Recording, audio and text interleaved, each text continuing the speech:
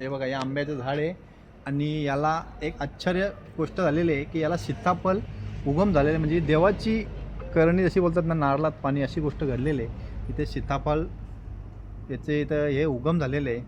ही खरोखर आश्चर्याची गोष्ट आहे आणि ही गोष्ट गिनीज बुकमध्ये नोंद करण्यासारखी बाब आहे.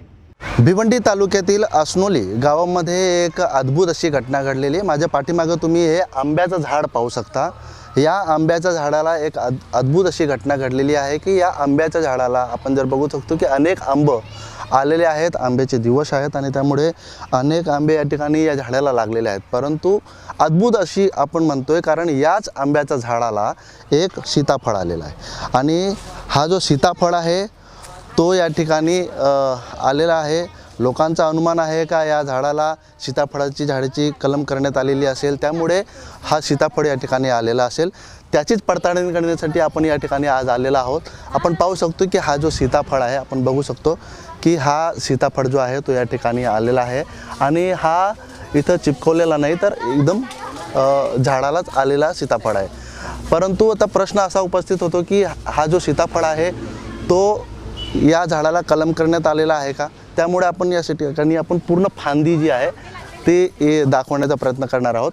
कारण बघू शकतो की आपण हा जो सीताफळाची जी फांदी आहे ती पूर्ण या ठिकाणी तिथपर्यंत आणि तिथून दुसरी जी फांदी आहे त्या फांदीपर्यंत आहे. परंतु कुठेही आपल्याला हे दिसत नाही का हा जो याला कलम करण्यात आलेला आहे.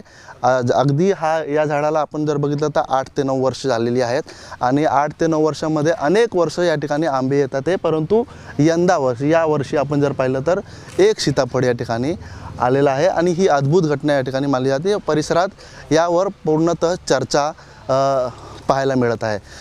दुसरीकडे आपण पाहू शकतो की संपूर्ण झाड जो आहे तो आंब्याने भरलेला आहे. अनेक ठिकाणी आंबे आलेले आहेत आणि दुसऱ्या फांदीला देखील आपण पाहू शकतो की या ठिकाणी आंबे आहेत, परंतु एकाच फांदीला या ठिकाणी सीताफळ आलेला आहे. तर कुटुंबियांशी आपण बातचीत करणार आहोत की नक्की हा जो आंबा आहे तो कसा या ठिकाणी किती वर्षापासून लावण्यात आलेला होता आणि सीताफळ कसं तुम्ही पाहिलं. आता सीताफळ पोरं खेळत होती. पोरं दोन तारखेला सांगायला आली 4 वाजता का दादी उठ, आपल्या आंब्याला सीताफळ आलं आहे. मी बोललो नाही, असं होणारच नाही, ते तर नाही झालेले. मग मी आलो बघायला तर याला सांगितलं, मग त्याने मग सांगितलं का चमत्कार आहे.